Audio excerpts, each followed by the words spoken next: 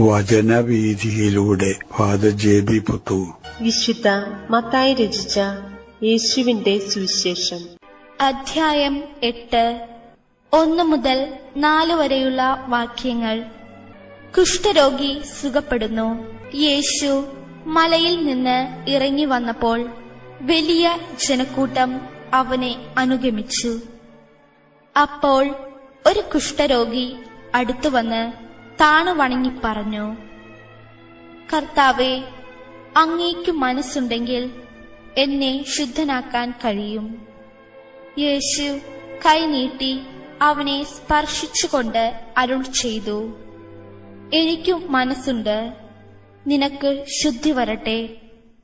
തൽക്ഷണം കുഷ്ഠം മാറി അവന് ശുദ്ധി വന്നു. യേശു അവനോട് പറഞ്ഞു, നീ ഇത് ആരോടും പറയരുത്. പോയി നിന്നെ തന്നെ പുരോഹിതന് കാണിച്ചു കൊടുക്കുകയും മോശ കൽപ്പിച്ചിട്ടുള്ള കാഴ്ച ജനത്തിന്റെ സാക്ഷ്യത്തിനായി സമർപ്പിക്കുകയും ചെയ്യുക. ചൈതന്യവത്തായ പ്രാർത്ഥനയ്ക്ക് ഒരു ഉദാഹരണം.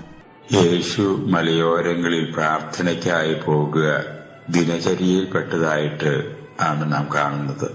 അങ്ങനെ ഒരിക്കൽ പ്രാർത്ഥന കഴിഞ്ഞ് മലയിൽ നിന്ന് താഴെ ഇറങ്ങി വരുമ്പോൾ കാണാനിടവരുന്നു തന്നെ പ്രതീക്ഷയോടുകൂടി കാത്തിരുന്ന ഒരു കുഷ്ഠരോഗിയെ. യേശുവിനെ കണ്ട മാത്രയിൽ കുഷ്ഠരോഗി യേശുവിന്റെ കാൽക്കൽ പ്രണമിച്ചുകൊണ്ട് യേശുവിനോടായിട്ട് അപേക്ഷിക്കുന്നു, കർത്താവേ, നിനക്ക് മനസ്സുണ്ടെങ്കിൽ എന്നെ ശുദ്ധനാക്കാൻ കഴിയും.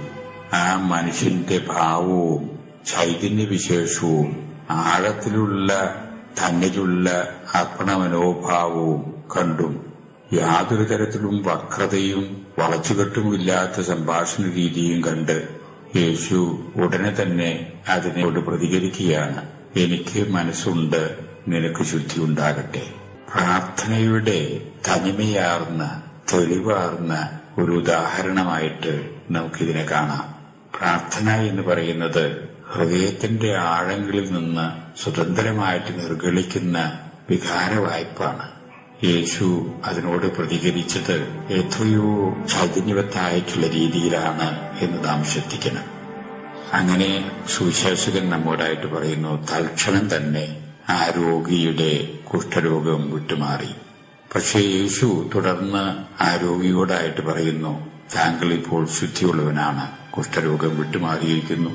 എങ്കിലും സമൂഹത്തിൽ അംഗീകൃതമായ ചില പതിവുകൾ താങ്കൾ തെറ്റിക്കാനിടവരരുത്. കുഷ്ഠരോഗം സമൂഹത്തിൽ നിന്ന് ഭ്രഷ്ട് കൽപ്പിക്കാനിടവരുന്ന ഒരു രോഗമായിട്ടാണ് ആ സമൂഹം കരുതിയിരുന്നത്. അതുകൊണ്ട് കുഷ്ഠം മാറിയെന്ന് ഉത്തരവാദിത്തപ്പെട്ടവരുടെ സാക്ഷ്യപത്രങ്ങൾ ആവശ്യമുണ്ട്. എങ്കിലേ സമൂഹത്തിന്റെ മുഖ്യധാരയിൽ പ്രവർത്തിക്കുന്നതിന് അയാൾക്ക് അവസരം ലഭിക്കുകയുള്ളൂ എന്ന് ഉള്ള സത്യത്തിന്റെ പേരിൽ യേശു അയാളെ പുരോഹിതന്മാരുടെ സാക്ഷ്യപത്രത്തിനു വേണ്ടി പറഞ്ഞയക്കുകയാണ്. മനോഹരമായ പ്രാർത്ഥനയുടെ ചാരുതയാർന്ന ഒരു രംഗമാണ് നമുക്കിവിടെ ദർശിക്കാൻ സാധിക്കുക.